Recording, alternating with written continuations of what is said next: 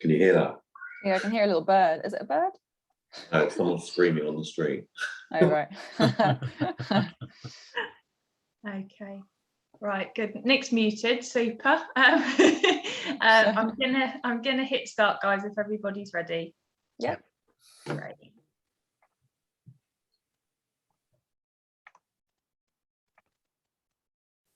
Good morning to those of you just joining. Thanks very much for joining us today. I'm going to give it a couple more seconds and we'll just let a few more into the session before we make a start.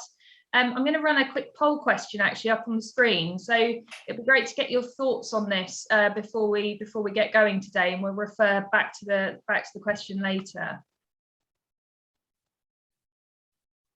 Hello to those of you just joining. We're just giving it a few more moments and we're going to make a start.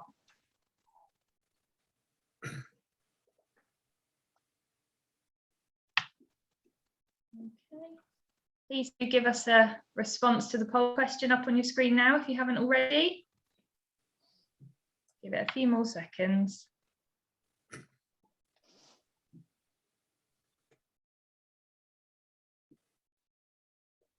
Okay, got a lot to get through today, so I think we'll make a start. Thank you all very much again for joining us this morning. I'm going to do a little bit of housekeeping. We'll do some quick introductions, then I'm going to hand over to the panel today who are going to talk to you. Before we get started, just to draw your attention to the Q&A button at the bottom or the top of your screen. If you have any questions at all during the session, please do use that button and pop your questions in there as we're going. What we're going to try and do is get us through as many of those as we can at the end of the session. So any questions you have, keep them coming in. And the panel will be answering those for you at the end. Before we make a start then, my name is Lisa Flounders. I'm chairing the session today on behalf of Berkeley. I'll work my way around the panel so everybody can say hello. Nick, would you like to start? Yes, hello everybody. My name is Nick Copeland. I'm the sales manager at Oval Village. I've been working with the Berkeley Group since 2013, and I've been involved with sales at Oval Village since its launch in February 2019. And Bernard? Hi, I'm Bernard Collier. I'm the Chief Executive of Vauxhall One. We're the Business Improvement District in Vauxhall, and that includes Oval Village. Super. And Anna? Hi, good morning, everyone. My name's Anna Ward. I'm a Senior Associate at Knight Frank. I work in the Residential Research team. I was previously a journalist for 10 years, so great to be with you this morning. Brilliant. Okay, so our first topic is why buy now. So we're going to be having a look at the market and the outlook for the property market in London. Before we do, let's have a look at our poll results from our first question. We asked you, would you consider investing in property in London at the moment? 67% of you have said yes, which is good to know. 60% have said no, and we've got 28% on I don't know. So hopefully we can shed a little bit of light for you today, a bit of insight on the market. So moving on then, Anna, I think we're going to kick off with you. I know we've got a bit of an exclusive here with some Knight Frank data, which you're going to share with us, hot off the press. Yeah. So what is the outlook for the London market? Can you give us a bit of an overview? Yeah, sure, happy to. I've got a slide to share if that's available. Yeah, okay, that's So I thought I'd start by just giving everyone a bit of an overview on the housing market. So I joined Knight Frank 2 years ago, and obviously, as you're all aware, during that time, we've seen really seismic changes in the housing market. So what you're looking at here on this chart is the annual percentage change in house prices, both for England and Wales in the yellow, and for London. And of course, the most immediate thing you can see here is clearly that England and Wales has seen much sharper house price growth over the past couple of years. So to start with the wider country, we've seen a 20% rise in house prices over the pandemic period. In Q1, we were actually expecting that rate to slow down, or the signs were sort of pointing towards that. You've obviously seen the headlines on the cost of living crisis and so on. But we have, in fact, continued to see double-digit house price growth in the country. So most recently, Nationwide put out data showing that in March, house prices in the UK increased by 14%. So this is somewhat confounding analysts, but there are sort of fundamental reasons behind that. Similarly for London, although the rate of growth has been slower, we have seen a 7% increase in house prices over the pandemic period. And there are a number of reasons for this kind of ongoing growth, although, as I said, it has been somewhat surprising that it's continued so long. So we've seen a fundamental change in sort of lifestyle. People are looking for more space, and there's certainly more emphasis now on residential property. Clearly, people are spending more time at home. So there is this sort of fundamental underlying demand there. During the pandemic, we did, of course, see a race for properties with the stamp duty holiday, which obviously fueled more demand. And also underlying all of this demand, both in London and the UK, has, of course, been the fact that interest rates have been at rock bottom. While they're sort of on the rise at the moment again, they still remain historically low. So previously, interest rates before 2008 were around 5%, so they're still fundamentally pretty low. Before I move on to the rest of the discussion, obviously there's a lot to get through. Just wanted to point out in terms of sort of what will happen next for London. We are about to put out some forecasts. I can't go into, unfortunately, they're so hot off the press, they're not even in the press yet. So I can't go into the exact numbers, but what I would say is that we are, of course, expecting house prices to slow down. I mean, in terms of the rate of growth that we've seen, just because of the fact that, as you're probably aware, the rate of inflation is really high at the moment. In fact, it's the highest it's been since the 1990s. So the bank has got quite a job on its hands to control that. One way it will be doing that is through rising interest rates. So mortgage rates will become more expensive, borrowing for property will become more expensive. But despite all of that, we are seeing a strong jobs market, which is expected to at least feed into support for the housing market. And in London, of course, we are seeing that sort of unwinding of the exodus to the country that we'd seen. So for London, we're seeing, for example, in terms of demand, we've recently seen, looking at Knight Frank data, a jump in applicants in February. New applicants registering to buy this in London were up 60%, whereas the supply of new properties kind of coming onto the market for sale is actually still very tight. So that should be supportive for house prices going forward. So that's a very quick sort of whistle-stop tour for you, Lisa. So I hope that was useful, and look forward to hearing from the other panelists.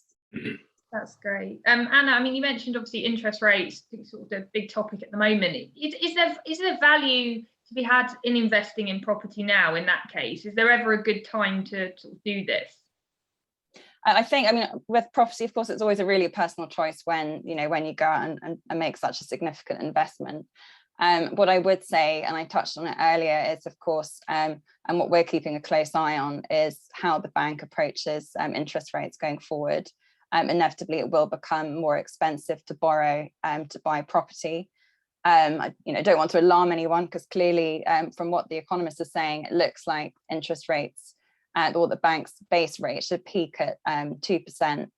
But it does, so Capital Economics has forecast that by the end of 2023, average mortgage rates are likely to double to 3%. So certainly in terms of sort of timing of buying property, particularly in London, where obviously house prices are so expensive, there is at least an sort of window of opportunity, I suppose, now, where at least interest rates remain sort of historically low, and there is a lot of uncertainty as to sort of the direction they go in moving forward, particularly, of course, in light of events in Ukraine as well, which has added further to all of those inflationary pressures that we've been seeing in the market. Sure. Thank you very much, Anna. That was really, really informative. So let's move on then to our next topic. I'm going to launch another poll question here. So what's more important, or what's most important to you when considering buying a property? It'd be good to get your thoughts here and get an idea as to what people are most interested in and what is priority. It's very exciting when they're all coming in live like this. Keeping an eye on it. Suspense. Great. So looking at the results then as they're coming in, sort of most important to people seems to be location. 61% of you saying location's most important. 33% are saying price, obviously really, really key. Only 5% talking about local amenities, which is quite interesting. Yeah, really good to see that. And as I say, location obviously most important thing there coming up, which is useful because we're moving on to a talk about location now. So we're going to focus a little bit more on Vauxhall, Oval and Kennington and this area of southwest London. So April is the 6-month anniversary of the Northern Line extension, and at that time Kennington station was also rezoned from from zone 2 to zone 1-2. And new stations have also been added, obviously, at Nine Elms and at Battersea Power Station as well. So we're going to talk a little bit more about the impact that has had on the area. Bernard, I wonder if you could kick off for us, please. Can you tell us a little bit more about the regen in the area and what's on offer to residents and visitors? Yes, certainly. It was interesting. One of the words that Anna used is sort of sums up Vauxhall, which is the fundamentals. The fundamentals is long term. Vauxhall has been undervalued. It's a zone 1 central London area just south of the river. You can walk to the Houses of Parliament in 10 minutes, and it is the last station before you get to Waterloo on suburban railway lines. So it's an absolute hub for commuters. We have about 12 million bus journeys a year going through the centre of Vauxhall, and you have 34 million people a year changing or going through the train station and changing onto the Victoria line. So the fundamentals are really important about basing a business in the area, because you can get all sorts, people, is easy access and you're right in the middle of town. But you're also slightly off the centre of town. It's obviously it is south of the river. And also the development that we're talking about is slightly outside of the centre of Vauxhall. So although there is a lot of development going on, you're not right in the centre of it, apart from the fact it's being built at the moment, Oval Village. So what you have coming on stream is a whole series of new hotels, of new amenities like cinemas, things like that.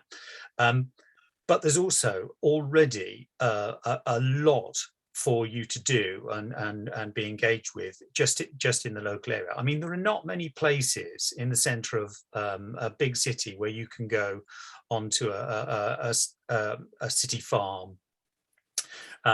We are lucky in that we've also got things like axe throwing and bouldering. We're a centre for bouldering, and we've also got a number of absolute top line art galleries such as Damien Hirst Cabinet Gallery, and some very experimental art. So there's some amazing art in the local area.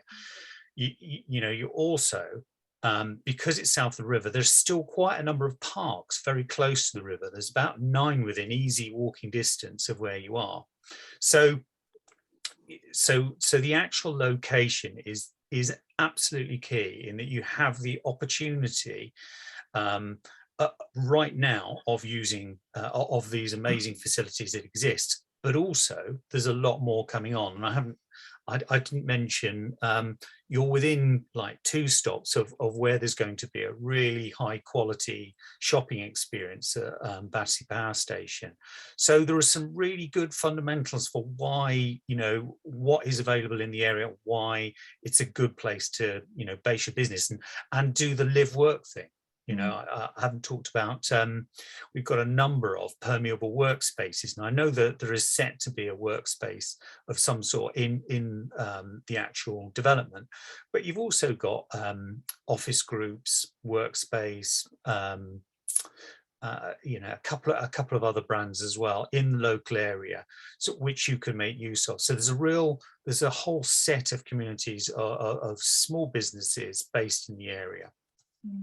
I think that's a really good point to make. Obviously, the regeneration in the area is such a key focus, and everybody's aware of that happening. But actually, there's a community already thriving, and sort of in this area, it might be less well known, but it's already, a bustling, really lively place to be, in a lively neighbourhood, so close to the centre of London. Absolutely. I mean, I haven't talked about the clubs and the bars and the, you know, the escape rooms. There is just kind of every type of gym you could imagine. You know, the great thing about having clubs locally, especially if you've got young ones and you're investing for your student youngsters, at least they haven't got very far to go home if they go to the club. So, you know, there are so many kind of extra little benefits of the area. That's great, thank you. I think we've got a short video, haven't we, to play from Vauxhall One. Go with this, bear with me. I'll just move that along. Hoping everyone can see that. Just hit play there.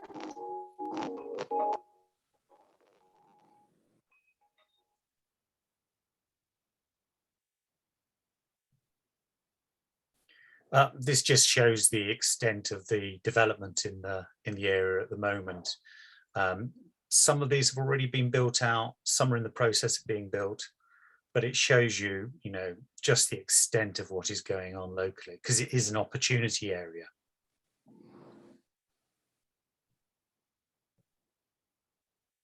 Thanks, Bernard. Brilliant. Anna, so going back to you, does the area, does Vauxhall, Kennington, the whole borough of Lambeth really, does it offer a good proposition to buyers? Sounds like it, from all the clubbing and city farms and so on. But I was going to bring us back to the numbers, I'm afraid. I get the tough gig here. So at Knight Frank, we've actually just done a study on average house prices, both for Oval, but also for all of the stations south of the river along the Northern Line. I just thought this might be quite helpful, just as an indication for those interested in the area, to kind of get a bit of a kind of picture of what else is around them in terms of house prices. So you can see that house prices range from just shy of 900k down to about 500k.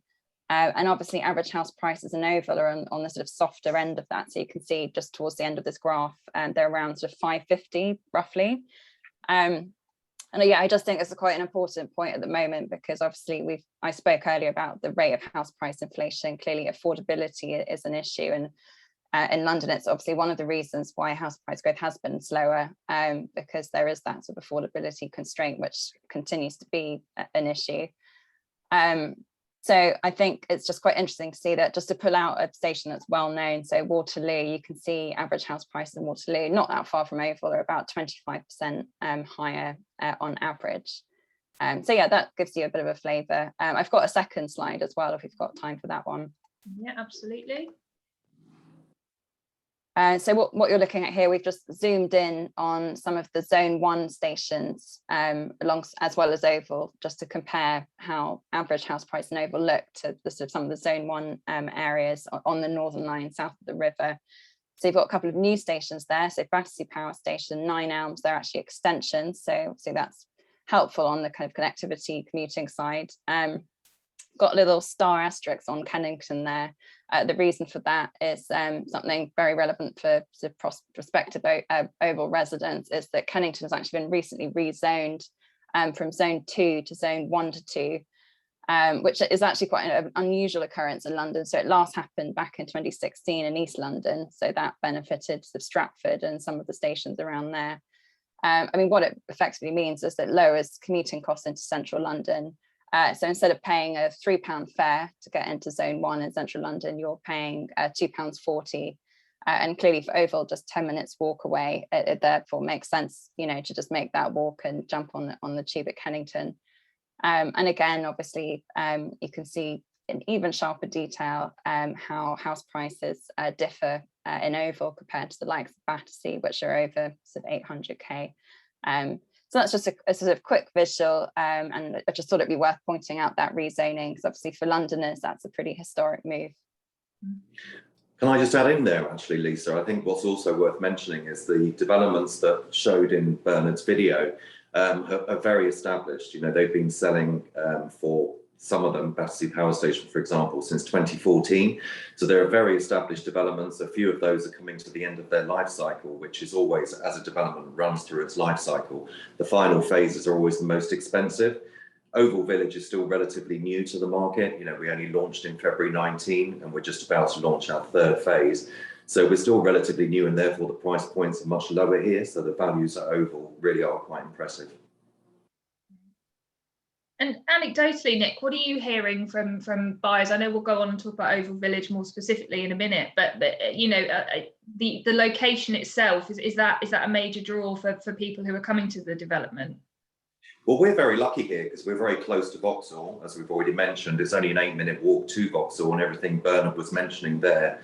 There's a really good array of restaurants, bars, etc., and clubs for the kids.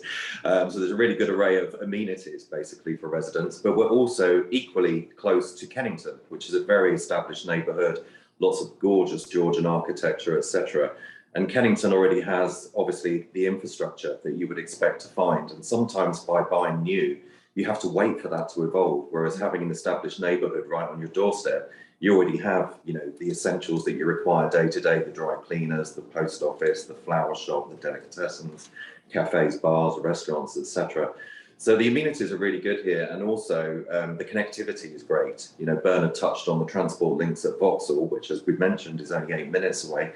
But equally, Kennington Station, as Anna was saying, has just been rezoned, and that's about a 10-minute walk from the development. Oval Station is also on the Northern Line, which is only 8 minutes away. But from Kennington, you can pick up the new extension, the new spur, so you can be at Battersea Power Station in just a couple of stops. So it's probably a 5-minute journey on the underground. And the power station complex is really becoming a destination in its own right. By the time it completes, 2030, I believe, the whole complex will complete. But by the time it completes, there's going to be over 250 retail shops just in and around the complex itself. So that primes the power station complex to be the 3rd largest shopping centre in London. Now, historically, people would have to go over to Oxford Street, which is our famous shopping street in London, or Bond Street. But by having Battersea Power Station on the doorstep, or Kennington Station to access Battersea Power Station on the doorstep, it really does make south of the river a major shopping complex. Right, so it's really encouraging people, not, you know, you've got those connections, you can get into central London really, really easily, but actually it's encouraging people to spend more time locally as much as, you know, moving or living in the area in order to have those connections. Yeah, we're definitely seeing that feedback, that people are connecting the fact that Oval is so close to all these other amenities that are on offer. Great. Bernard, thinking about Vauxhall One then and the initiative there, in your view, are there benefits to buying into a neighbourhood where you have that level of coordinated investment sort of taking place? Without doubt. I mean, we're owned and run by businesses, but we're very much a placemaking organisation. So we are, as you know, there are a number of things that we work with in the local environment that you just wouldn't have worked on. So we coordinate working with different police organisations, you know, Safer Transport, British Transport Police, the local bobbies. So we get all those people together, and we also have a series of CCTV cameras that we have in the area, and our own security guards in the centre of Vauxhall. So, you know, on that side, there's kind of a level of security that you don't get in an area where there isn't a business improvement district. We also have, you know, we're constantly bringing in new greening to the area. You know, we've got a 160-metre clean air garden. We've got about 300 hanging baskets, which actually go round the edge of the area that you're talking about. So, you know, it's that we're constantly working on making it a nicer place to live, work and visit. And if you look on our social media channel, because we've got a B2C channel, which is called beinvauxhall.com. If you have a look on there, you'll see a lot of the activities that are available in the area. So we're heavily, we work a lot on, you know, branding the destination as a place that you want to be. And we run a whole series of events because Vauxhall has been a place that people have come to have fun since about 1660. So we play with that historical thread, and we put on activities in the Vauxhall Pleasure Gardens, which were replicated around the world. So we put on the summer cinemas. We have fantastic attendance to those. We had about 2,500 per showing last year. We also do a thing called Bear Pit Karaoke, which we brought over from Park in Berlin. We do a Victorian Vauxhall Day, and we do all sorts of stuff with kids as well in the park. So there's a level of activity, of support for the area that you just wouldn't get in an area that doesn't have a business improvement district. And that's let alone, I haven't really talked about the work that we do on bringing investment, improving the food and beverage offering, those sorts of activities that we carry on as a normal part of our work. So yeah, there's a lot to be said for being in a business improvement district. Great. Okay, let's move on to Oval Village then, the development. Before we do, one more poll here for you all. Just interested to find out, if you were considering buying a property, would you be buying it for investment or for personal use? If you could let us know.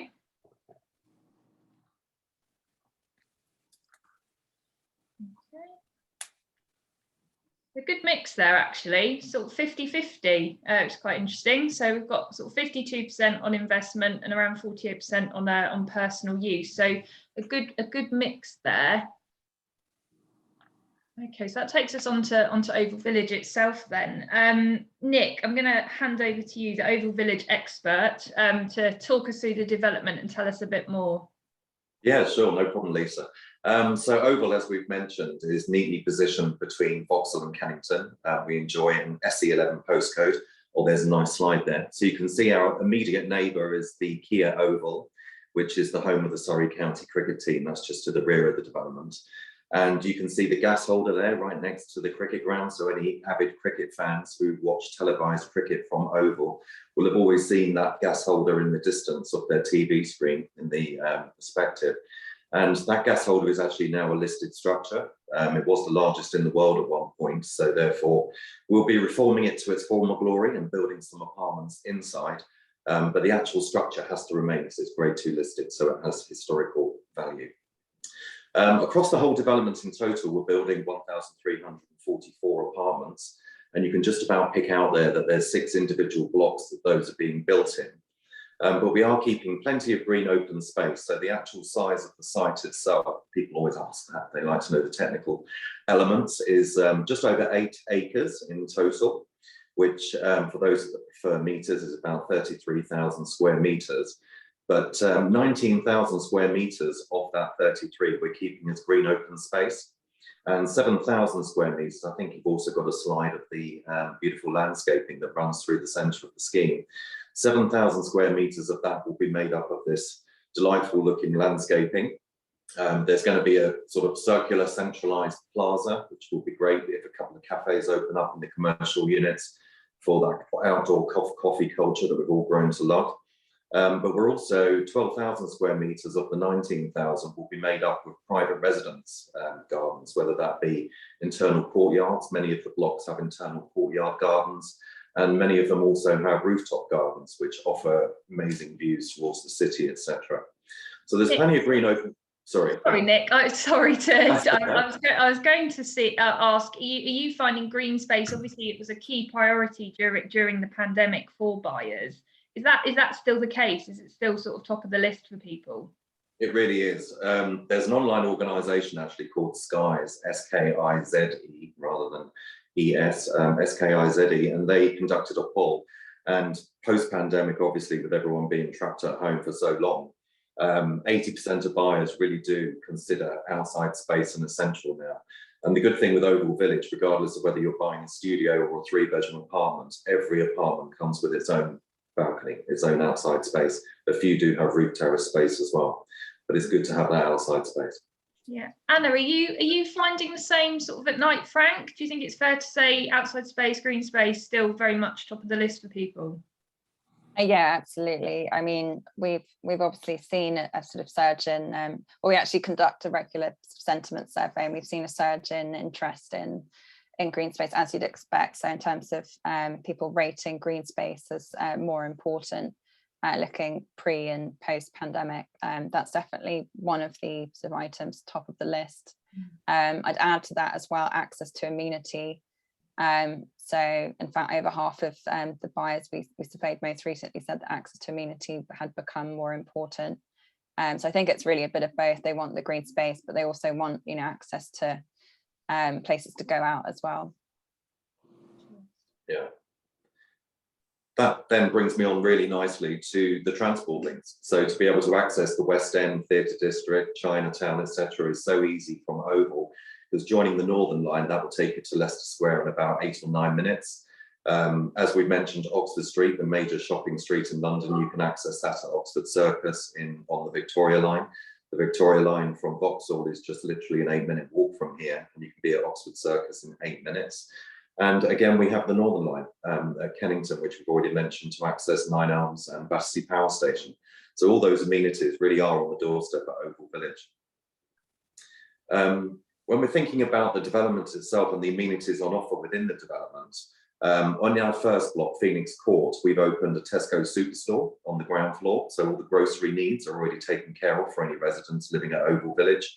And in our next phase, Juniper Gardens, we plan to open another 4 retail outlets on the ground floor, and there'll be further commercial and retail opening in future phases. There's also a concierge in Phoenix Court on the ground floor of the South Core, so this will be open 24 hours a day, 7 days a week.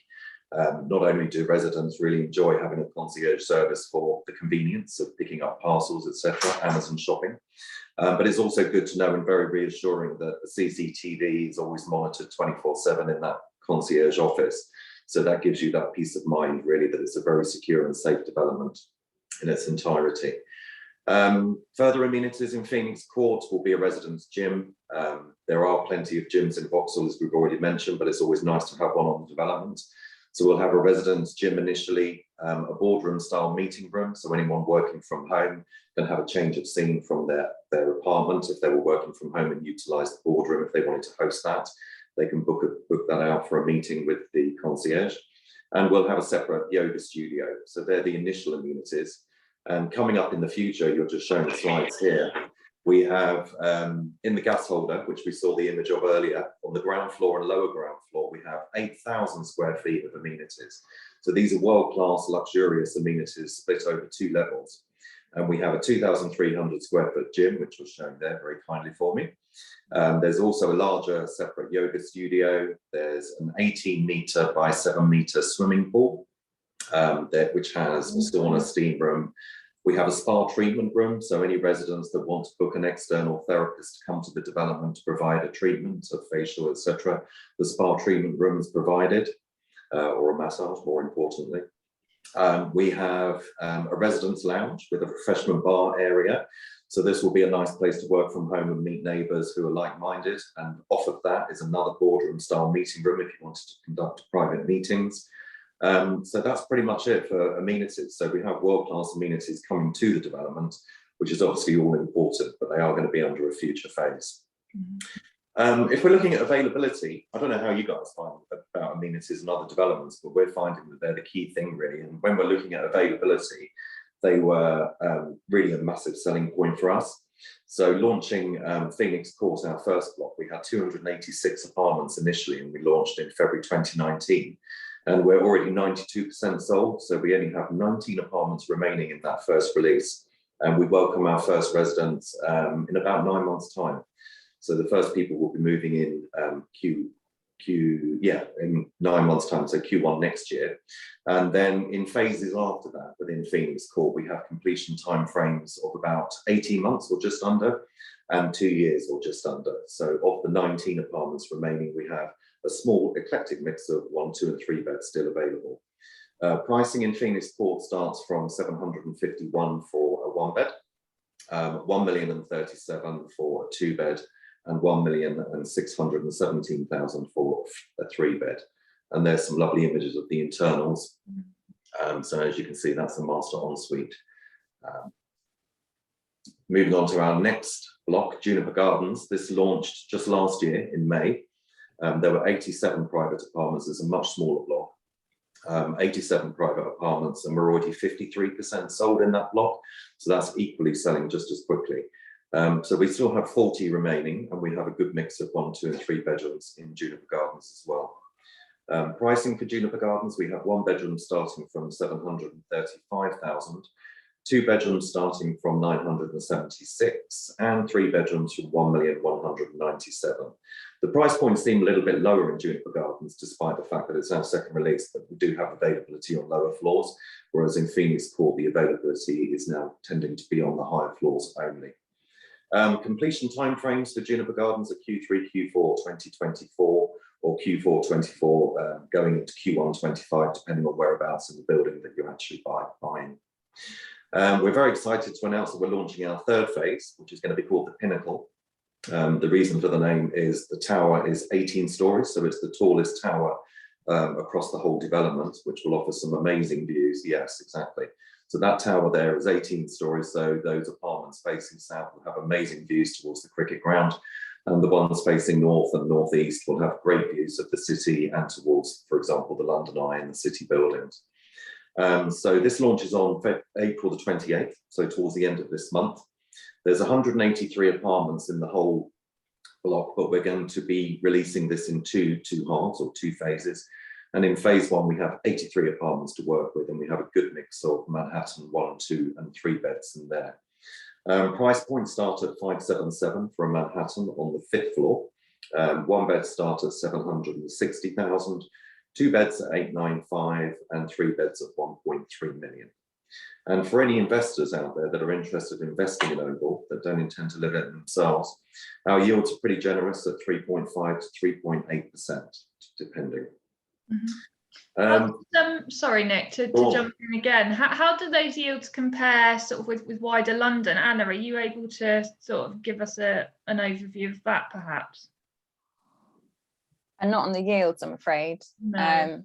I don't have that data to hand right now. I'm sorry. I can follow up with it though. Yeah, great. A mean average for new build would be something like 2.5% to 3%. Obviously, further out of London, I was talking to some colleagues last night, interestingly. We went to a divisional meeting, and some colleagues from Staines were there. There's a Berkeley development, Eden Grove and Staines, and they were offering yields, or yields are achievable there because it's a much cheaper price point of maybe 4.5%, 5%. But for central London, 2.5 to 3% is pretty standard. So to be able to achieve 3.5 to 3.8 at Oval is really quite generous. It's on the upper end of the scale. Thanks, Nick. Okay. And that wraps up for the development for me. Yeah, absolutely. I mean, if anyone's interested in registering, the easiest way to get in touch with us is on the Berkeley website. So www.ovalvillage.co.uk. If you scroll down on that page, it will take you directly to the Oval Village page, where you will see availability and CGIs and brochures, etc., links to brochures. If you scroll down to the bottom of the page, you'll see a registration template. Complete a few details in that automatically gets sent to the sales team, and they'll be in touch very shortly afterwards. Or for anyone in London, please do drop by and see us. We're at 283 Kennington Lane. We have an amazing marketing suite here. We were in a temporary cabin initially, but we're now in a beautiful commercial unit on the ground floor of the first building, Phoenix Court. We have 2 show apartments here, one in the colour scheme for Phoenix Court, the other in the colour scheme for Juniper Gardens. And we're going to be launching our 3rd show apartment, which will be in the Pinnacle colour scheme, and that should be ready about the end of May. So we've only got about a month to wait for that. So for anyone wanting to come and see us personally, we have show apartments in all 3 blocks. So all of those colour schemes, so you can see exactly what you'll be buying. And yeah, we have an interactive here, obviously a scale model, so we can really bring the development to life for anyone visiting us personally. Great. Be good to see you. Yeah. Come on down. Yeah, Thank you very much. Fab, we've got some time. I've got some questions coming in actually, which is brilliant to see. So let's work through a few of these. First question, probably, I think, maybe one for Nick. I don't know if Bernard's got any thoughts as well. Schools and universities, what's nearby, Nick? Is it well connected for education? Yeah, absolutely. I mean, just across the river, we got the Chelsea University College of Arts. So that's in walking distance, really, but we're really well served with public transport, as we've already mentioned, and these will access all the key London universities in 25, 30 minutes maximum. So just to give you an idea, for any students that were wanting to get to UCL, you would just take the Northern Line all the way up to Warren Street. That's about a 20, 25-minute tube journey. To get to Imperial College, I would take the Victoria line from Vauxhall. Literally just 4 minutes to Vauxhall, to Victoria, beg your pardon. Change onto the Circle and District line to South Kensington, and you can be at Imperial College in 20 minutes. King's College, also very easily accessible by going to Embankment, is probably the easiest way. Walking along the Strand for 10 minutes. And there's also a campus at Waterloo, which we've already mentioned is very easy to get to on either the Northern Line or taking the Overground suburban rail service, 4 minutes on the Overground to Waterloo. And the other key ones would be LSE, Covent Garden, very easily accessible in about 20 minutes. So yeah, and schooling, we've got some really good private schools, nearby Westminster College, Pimlico Academy. These are all within 15, 20 minutes from the development. I guess as well, your location sort of is in southwest of London. You're so central, but equally quite easy to get out if there's schools and universities outside of London that people are wishing to access. Quite easy to do. Absolutely. So if you were going south from Vauxhall on the Overground train, just within 5 minutes you'd be at Clapham Junction, and there you can pick up the southern trains. So the Vauxhall line is southwest, so that will take anyone south and west, as it indicates. And from Clapham, you can pick up the southern trains, which will go all the way down to Brighton. So that's an interesting point to mention, actually. So from here to Gatwick Airport, which is on the southern line, you would change at Clapham. It's only a 33-minute journey to Gatwick Airport itself. So everywhere is really accessible from this development and this area in London in general. Great, thank you. We've had a question come in about schools, actually, and I don't know if we're able to answer, but Bernard, you might be able to help with this one. Are there plans for more sort of secondary or primary schools in the area, comprehensive schools? I did see the question from, is it Wei Ling? Wei Leung. So there are a number of sort of junior schools, so for infants, just near to the development. You've got St Mark's, St Anne's, and I think Vauxhall Primary as well. So there's quite a few. It's quite well served for the real youngsters, and Lillian Bayliss and a couple of other secondary schools as well. So you're actually really close to, and I mean walking distance to all. I mean like 2 minutes walking distance to all of those.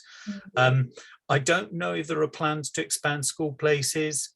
It's not something I'm aware of particularly. I mean, I do know that the area on the census, the last census, not the one that's just been done, is actually quite a young demographic. You're talking about between the ages of 19 and 39, most people, with a very small amount of people over the age of 64. So I would imagine that the local authority are very well attuned to how they're doing on school places. That's what I would say. Yeah, that's the best I can say. Great, thank you very much. On that note, Lisa, sorry to interrupt. Go for it. Henry Fawcett is a primary schoal that's literally just 2 streets away. Is that the name you were thinking of, Bernard? Well, I'd forgotten about them, but I mean, yeah. There are lots around here. There's also one just at the back of the development, and the name escapes me. I think that might be St Anne's that you mentioned, actually. Yeah. So there are plenty of provisions for primary schools. And Lillian Bayliss, as you mentioned, is a secondary school, which is literally just next door to the development, and that was graded outstanding on Ofsted. So yeah, we're well catered for. Great. We touched a little bit on this earlier when Nick was talking through Oval Village as a development, was sort of the impact the pandemic has had on buyer priorities. And we've touched on this a little bit with our poll question as well. But I'd be interested to hear perhaps from your perspective, Anna, as well.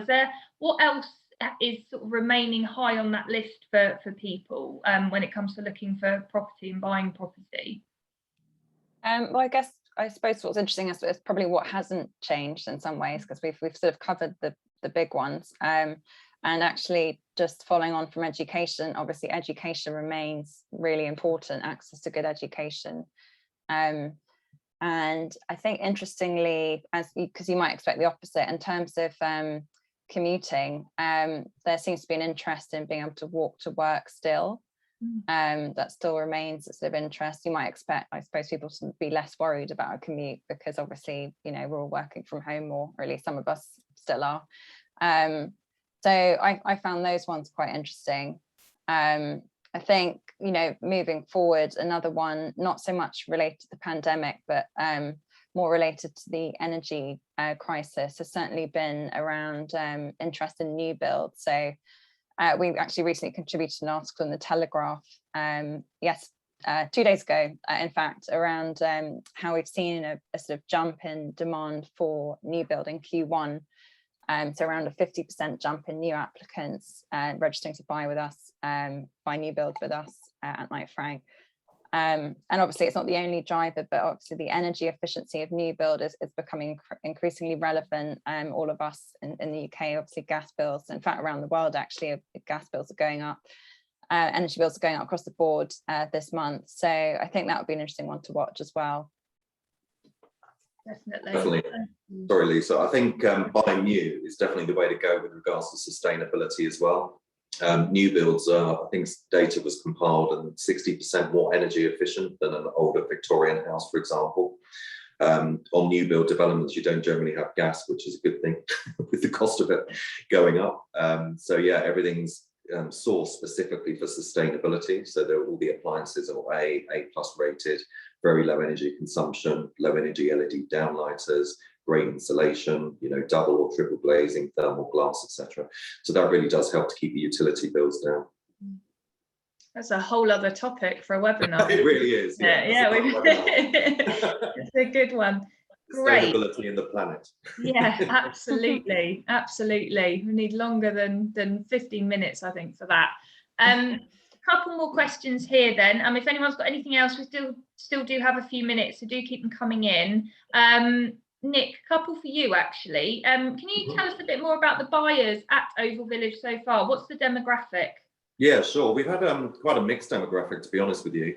Berkeley as a group generally attracts, especially in London, does attract a lot of international buyers.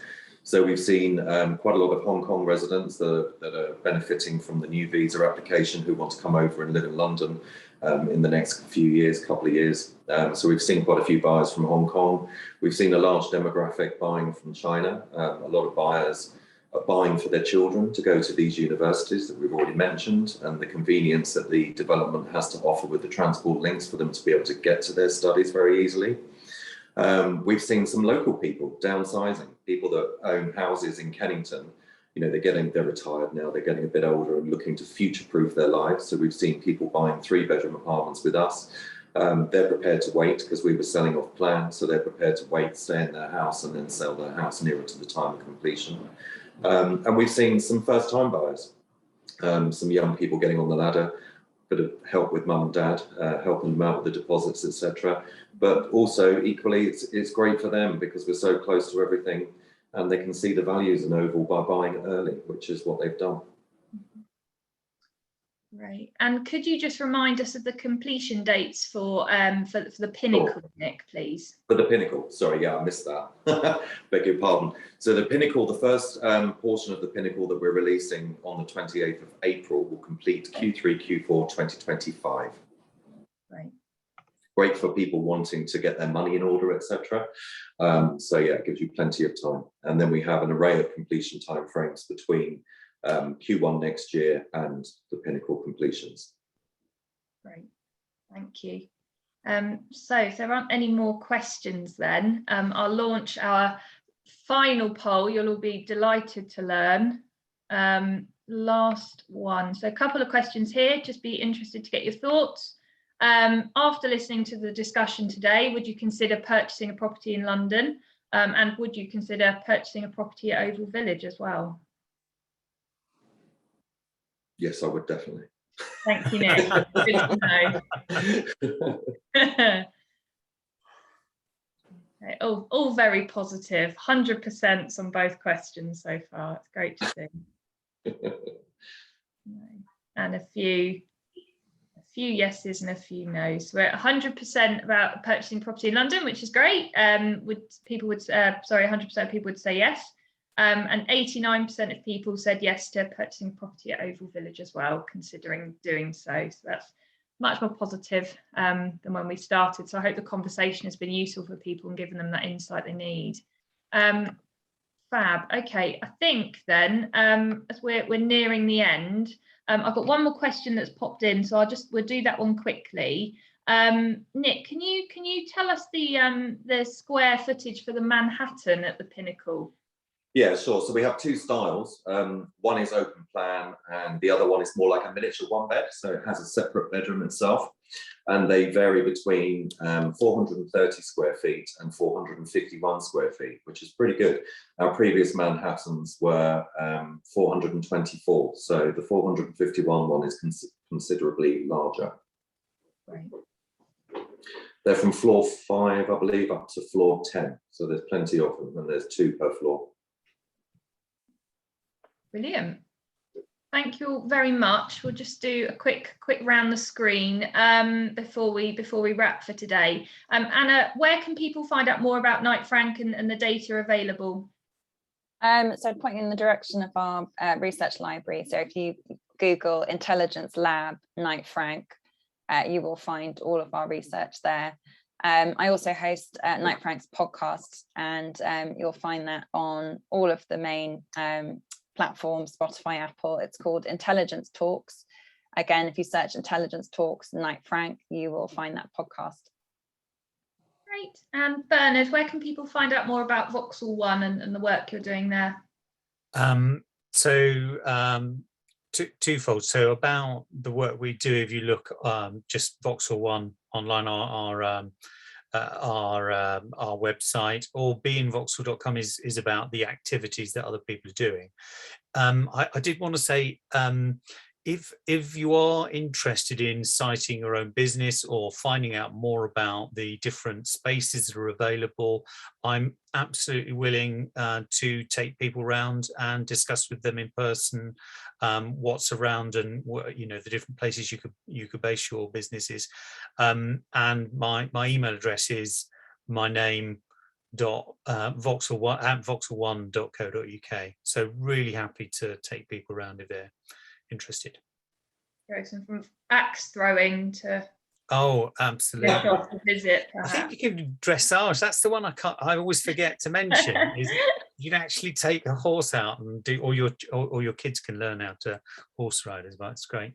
Excellent. Do we have more outdoor summer screenings coming this year, Bernard? We've got 4 on this year, and we're slowly going to let people know. But I'm really pushing for at least 2 musicals. Last year, we had a great laugh with Mamma Mia and Black Panther and things like that. Yeah, so definitely full summer screening this year. Are you needing help with more popcorn? Absolutely. Popcorn is always welcome. Great. Okay. Brilliant. Look forward to those.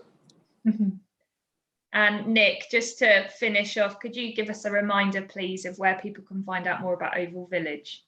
Absolutely. So please come and visit us in person at 283 Kennington Lane, London. Equidistant between Oval on the Northern Line or Vauxhall on the Victoria Line. So we're very easy to get to.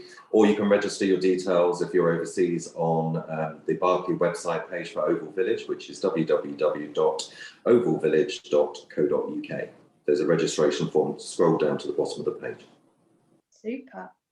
Thank you all very much for joining us this morning. Thank you, panelists, for your time.